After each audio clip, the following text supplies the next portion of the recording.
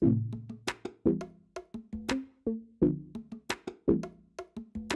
everyone, welcome to episode 67 of the Miami Tech Pod. It's Caesar. I'm joined by Brian and Will this week. Maria is out, but I think we should probably start on the outset here and really reflect on a pretty wild day today. It's no secret that the Supreme Court just struck down Roe v. Wade, and we're not going to necessarily make this episode about that, but we at least want to mention it's a sad day for individual rights and freedoms in this country. And I personally have the opinion that, while tragic and really just terrible, it's also one of these conversations where the most important voices in the country here are that of women, and we should probably not dive in too deep with takes here, and really just keep processing what this means, but also hear from the people that are most affected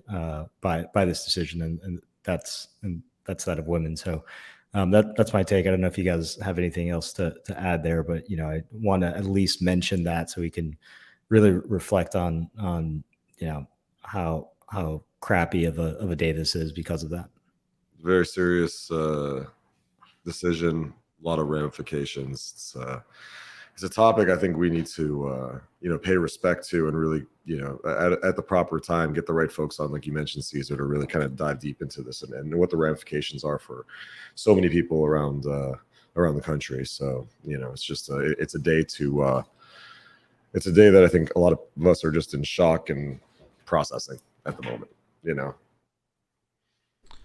I'll add my 2 cents to this. I think this is something that we definitely need to dive deep into it at some point in the near future and bring on the experts, like you said, Will. But I think it's also a sign that we should, as an industry, as a tech industry, we need to be more, in the loop and participatory in our government, in our politics and stuff like that. And so maybe we can, at a future date, get some people on who can enlighten our audience on the best ways to participate in our democracy. I think that would be useful for all of us. Well said. All right, let's shift over to some topics here. We don't have a guest because there's a lot to talk about, but Will, I feel like you had a little bit of a week this week. We made a little bit of news. Yeah, On-Chain Studios announcing just a $23 million Series A to build cryptoys. Is that exciting? Yes. Did I get that right? You got it right, Caesar. Yeah, it was a very exciting week for the company. We've just announced this week that we raised a $23 million Series A from Andreessen Horowitz, Draper and Associates, Coin Fund, Collab Currency, Mattel also joined the round, A Crew Capital, and Animoca Ventures, a number of incredible funds, Sound Ventures as well. So it was a great round, incredible partners that are just joining us, and it's been very surreal, honestly.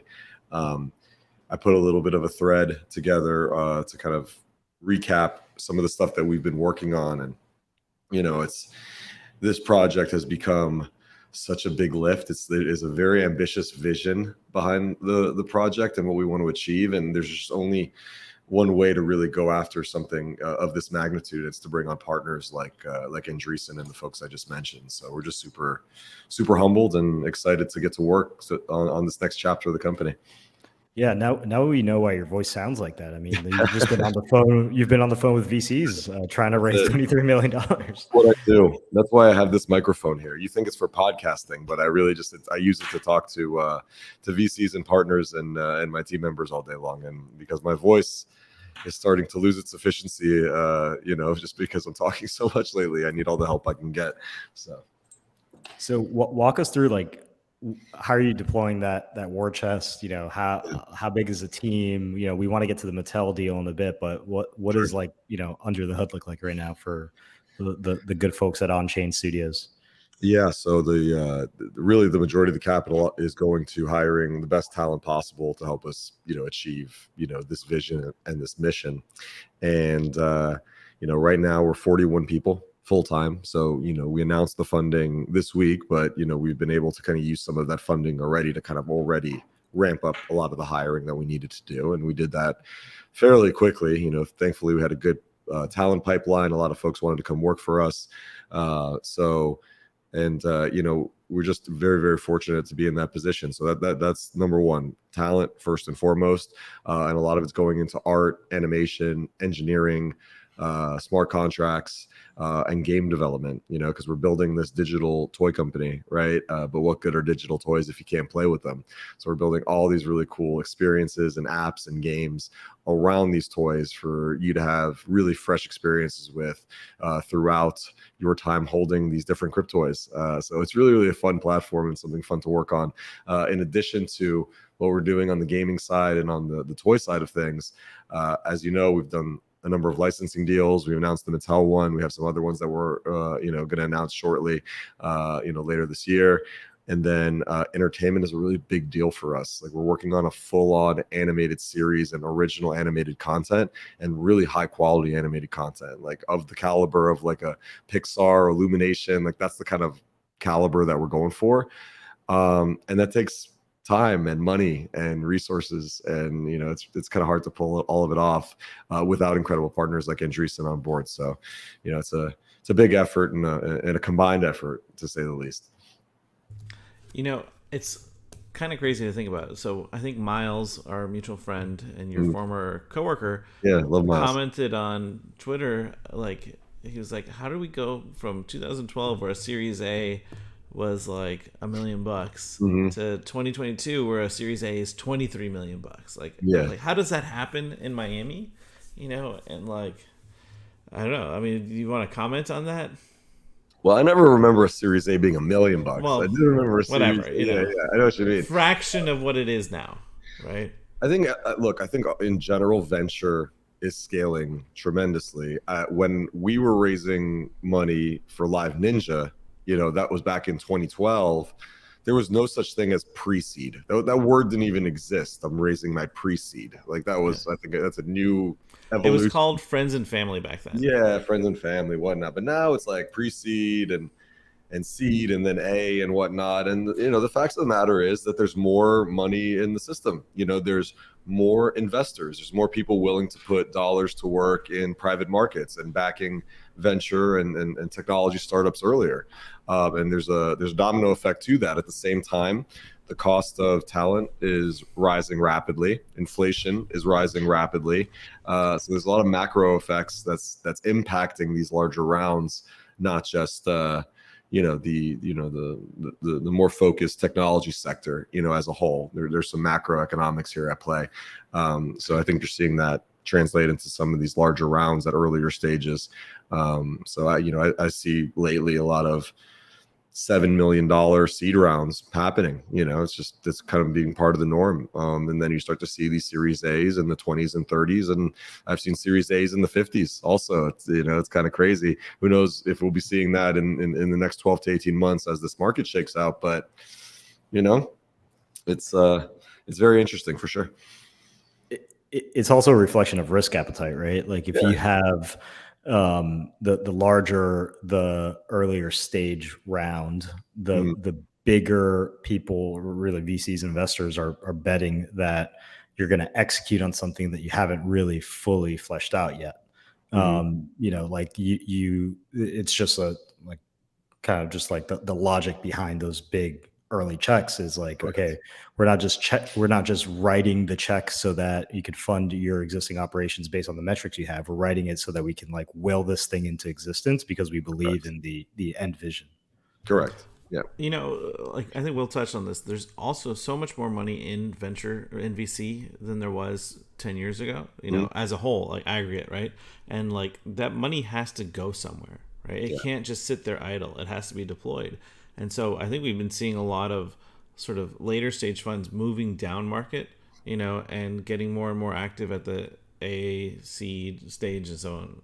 I mean, Andreessen Horowitz announced their effective competitor to Y Combinator a few months back, where they're like, we got to deploy cash and we need to get on cap tables early so we can get pro rata, Right. and so you're seeing a $5 billion fund going to seed. Like, that's unheard of, or was unheard of 10 years ago.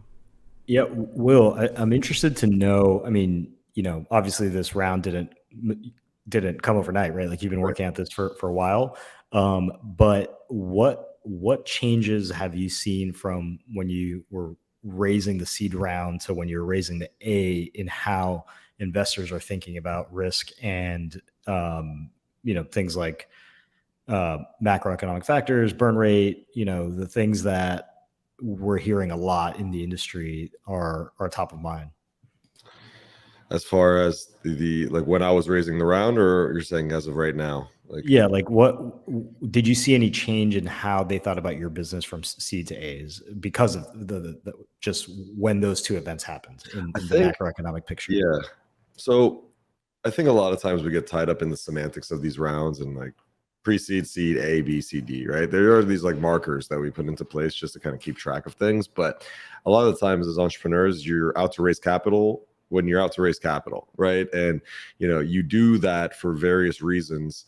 The business needs, for whatever reason, a certain amount of capital to unlock the next phase. So for us, we had raised our seed round.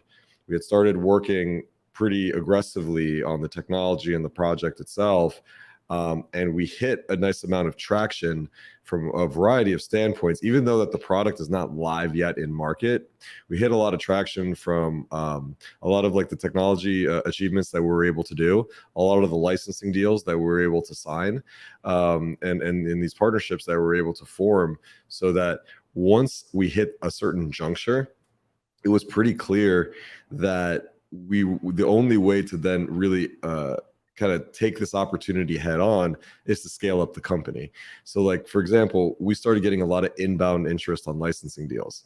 So when you're a company like ours, you get this inbound interest. A lot of companies want to do business with you. It's a very, very, it's a great problem to have, in the fact that you don't have the team at the moment or the bandwidth to facilitate all of these licensing deals. You could do maybe one licensing deal because you got to build, 3D characters and animation and a custom game and all that stuff. So you do one, but then you have 5 opportunities that are in your inbox that you basically don't have the bandwidth for. And that's not something that we were really excited about. We were like, hey, there's 5 really incredible, like, household names in our inbox that want to work with us. We need to scale up in order to meet these opportunities. And that's when we had a talk with some of our current investors about scaling up in order to meet these opportunities, head on. And they were like, no, this is the time to do it. Like, let's go ahead and let's really go after this together. So it became just a conversation of, does the company require more capital at the moment? And we said, yeah, absolutely we do. And then we kind of put that round together that way. And was so the one that you all announced that everyone was really just pumped about. I mean, I say everyone, us investors certainly, but a lot of people in in just the Web3 community is you did an amazing licensing deal with Mattel, one of the most recognizable toy brands on the planet. Walk us through that. What do you expect to come out of that? I know not everything is publicly or is available for public knowledge here, but what's the strategy here? Yeah, we couldn't be more excited about it. Like, if you were to design our perfect partner, as a matter of fact, like if you asked me when I started this company, like, well, who's your dream partner? Who would you really want to work with on building the future of toys? You'd want to pick Mattel first and foremost. I mean, they're just absolutely incredible. And the great thing about Mattel, when we spoke with them, was how just open and forward leaning they are into innovation. And there are certain companies, when it looks like the signals are that things could possibly disrupt your business, right? Like, you could look at like streaming and Blockbuster, right? Like the move to digital, from analog to digital and things like that. There's a lot of transitions that happen. And I think 9 out of 10 companies kind of push the anti-agenda on those changes. They don't want anything to disrupt the business that was working. But Mattel, it's amazing to see them lean forward into innovation, because they know that clearly digital is a huge part of the future, and they want to make sure that they're working on some of the most innovative angles and aspects and products in this future of digital toys and gaming and collectibles. So it was like right when we talked to them, you never know what kind of company are you going to talk to. Are you talking to a company that nearly needs to be convinced that digital is the future, or somebody that's really leading into kind of disruption? Like almost like, yeah, we want to disrupt ourselves so that we're part of the innovation conversation. And that was the case with Mattel. So let me ask you about this, because I feel like there's a lot of founders and entrepreneurs, that are listening to this podcast and are hearing, Will, you started a company. Has it been a year ago? the project, I started this project as a side project for my daughter in 2018. So it's been something I've been tinkering on and working on, nights and weekends with my guys, for a couple years now. But it really only became a full company about a year and change ago, year and a half ago, I would say. Right. So a year and a half ago, you started this company. You really, developed this vision for like changing the future of toys and really capitalizing on the moment of this, peak interest in blockchain technology, et cetera. You raise, $30 million from top tier VCs and everyone. You're a 40-person company. Like, yeah, and you're going after some of these massive. I mean, Mattel is a $5 billion in revenue company, right? Like, how do you just have this like shoot your shot mentality, or is there a much more strategic way that you all said, like, is this planned or serendipitous? I'd love to, like, for people that are, have big ambitions and big dreams of building companies in Miami, like, how do you go after or recognize the right timing to go after some of these, like, trajectory changing deals that make or break companies, which we expect this to be like a massive catapult, into the future of on-chain and cryptos. But what any advice for the person looking on from the outside in on your moves here? I would say, look, I think it's easy to look in retrospect when things seemingly are working and try to reverse engineer it. But remember, like for 2 years, from 2018 to 2020, like I look like a moron because I'd sold Live Ninja, I was building this little side project. Everybody was like wondering, like, Will, what are you doing next? You sold Live Ninja. What's the next startup, et cetera? And I'm like, I don't know. Let me show you this digital panda that I'm working on. And they're like, okay, that's great. I'm like, yeah, it lives on the blockchain. Yeah, trust me, it does. And they're like, yeah, sure it does. So I believed in this concept of digital toys because I saw my daughter, and how, obsessed she was with these physical toys. And then also like how she was transitioning to iPads and things like that, and the convergence. When I saw what Dapper Labs was doing with CryptoKitties, to me, that was like the big light bulb moment of how it all could connect as an NFT and on blockchain, and why it would make sense. But for 2 years, we looked like morons because nobody cared about NFTs. Nobody understood, what an NFT was or why it was needed. So I just went out there and just started talking about this idea and this like passion project that I have here. And like a lot of people gave me like really great feedback. Like my first pitch is like, well, as I talk about the project, it's not very articulate, it's just like, hey, I'm working on this thing. It's kind of interesting. Like one of the first folks I met with was Brian, who gave me some great feedback. And then, met with some other friends and family and just sharing stuff. And, eventually, whether it's preparation meets timing or a broken clock is right twice a day, things change and all of a sudden the market shifts and it comes around. And if you're passionate enough about what you're building, people will start to listen. And I just became more and more obsessed with this idea as time went on, and just got passionate about it. And eventually I think you find your audience, even if it's a small audience. You find the few folks that want to listen and be a part of it. And then that audience will ideally start to compound as more and more people join the conversation. That's kind of how this thing all kind of came together. I mean, I think, look, I remember vividly that lunch that we had at Wynwood Diner where you pitched me on this idea in 18 or 19, I forget when it was. Yeah. And I think at the time, like, I was sort of, like, I was familiar with CryptoKitties and I was like, right. I understood blockchain and crypto and all that stuff, but there wasn't a a widespread acceptance in the market of transferable digital goods, right? Everything always lived within the closed ecosystems. Was it Diablo 15, 20 Right. years ago that you used to be able to buy and sell stuff, that was all within a closed ecosystem, and I think sometimes it's definitely a matter of like the market and the ecosystem has to catch up to where you're at, everyone's moving at different paces along sort of this ethereal plane, right? And you guys were just a little bit ahead, and the market finally caught up, Right. and so from a timing perspective, it's fortuitous, right? But it's also you guys were insightful. You guys knew this is, and you had conviction that this is where the market's going. Yeah. So Yeah, and I think it was just what really kind of was a big compass and guiding north for us was our kids, because we were doing this for them. So we had even though it wasn't hey, it was hard for us in 2018 and 2019 to be okay, this is why this is going to be a $100 billion company. This was at 2018, 2019. It was we just are really passionate about this idea. We are really curious about what the future of toys looks like 20, 30, 40 years from now, as kids and people of all ages, frankly, go more and more digital.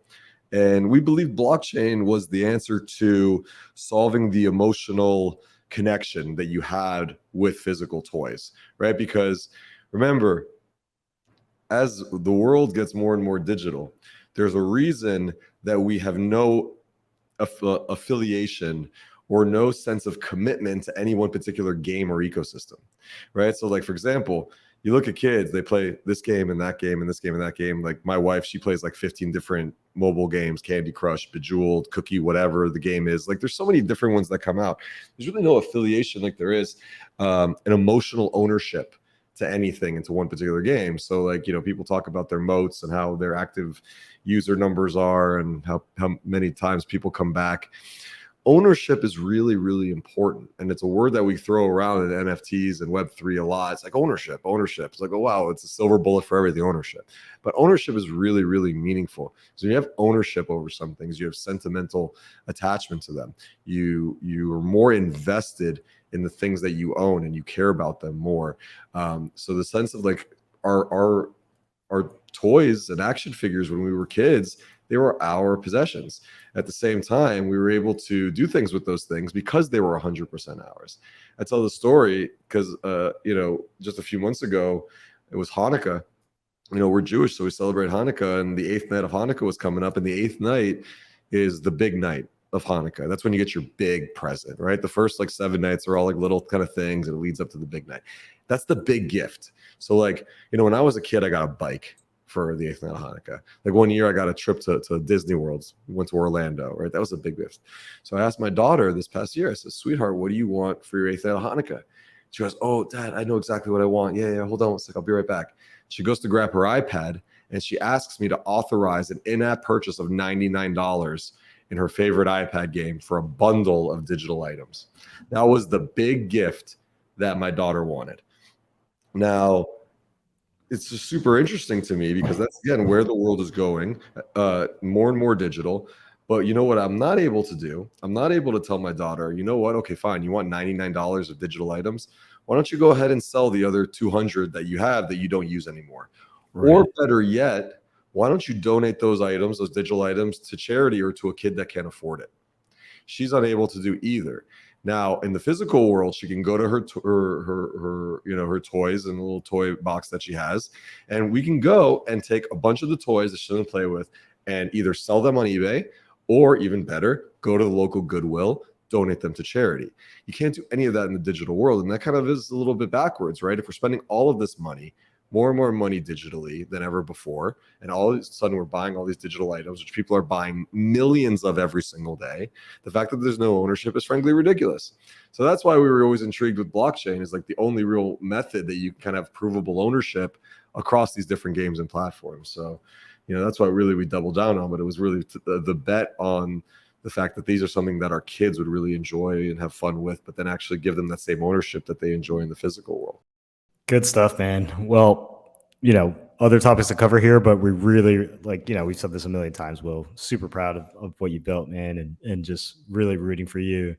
I think it's going to be neat to see, because now you're in head down execution mode. Now you have the resources in the bank, and now it's going to be neat to see this thing. Yeah, you can start to see some of the sneak peeks. If you guys, whoever's listening or watching, go check out. I put out a Twitter thread yesterday. It's starting to finally show some sneak peeks of the platform. We've been building behind the scenes, the kind of unboxing experience, a little sneak peek of that, and not the full unboxing experience yet, but some sneak peeks and some of the gameplay and the engine that we built. And yeah, check it out. And please, whoever's listening or watching, let me know your feedback. I'm always curious to hear what folks think of all this stuff. Good stuff. All right, so shifting gears here, we've heard a little bit of chirps on Twitter. What's happening in Miami after the markets have corrected and crypto winter and all this. You don't hear a lot of movement to Miami. It was just really all Twitter hype, and in the middle of that, smack in the middle of that, another massive hedge fund announces that they're moving their operations to Miami. Ken Griffin, the CEO of Citadel, is moving the operations from Chicago to Miami. Citadel, one of the larger hedge funds with $50 billion in assets under management, 1,000 employees. I think largest market share as a market maker on Wall Street. What's everyone's thoughts on the impact that this is going to have to the Miami just finance / capital ecosystem here? I have a hot take, but I want to get your thoughts first, Brian. I mean, as I mentioned earlier before the call, I think this is a net good for the community. I don't think a bunch of white collar hedge fund guys making $1 million+ bucks a year are going to have much of an impact on housing and other things for the average Miamian. I mean, it might make penthouses in Brickell more expensive, but it's not going to affect the normies, right? I think it's going to end up creating a lot of sort of trickle down jobs or sort of ripple effect jobs. For every millionaire employed here who are new millionaire here, there's probably 3 or 4 other jobs that get created, and so I think it's a net good, and I think it's going to also create a more competition in the fintech space and in finance in general in Miami for those types of jobs, and give it more of a seriousness to the industry here. I'd love to just get your general take, both of you guys, on the state of the economy, right? We're entering into a recession, and not just the state of the economy, but how that affects Miami, right? You've had this number of this massive movement of financial services firms entering Miami, and yet we're every single day you read the news, you turn on CNBC, and it's the sky's falling. There's a pending recession, inflation's out of control, all of that. Do we feel, and this is just a real talk question, do we feel the bottom could fall out and we start seeing if there's some type of massive disruption to capital markets and real recession that leads to mass layoffs and all of that our big bet on the industry of capital is gonna be an issue in the Miami economy? If this, are we gonna get hit hard because of this bet? Essentially the question. I mean, look, I'll jump in first, and I definitely want to hear Will's opinion or thoughts on this after. I think on an aggregate, as a share of GDP, it'll grow substantially as far as what our local ecosystem and economy is comprised of. Capital markets and stuff like that will be a bigger and bigger slice of the pie. I don't know. This goes back to was it negative that so many people in tech were moving to Miami? It's did that push out locals? And at the end of the day, it was less than 20,000 people moved to Miami from the tech industry, right? And same thing with the finance industry too, or capital industries.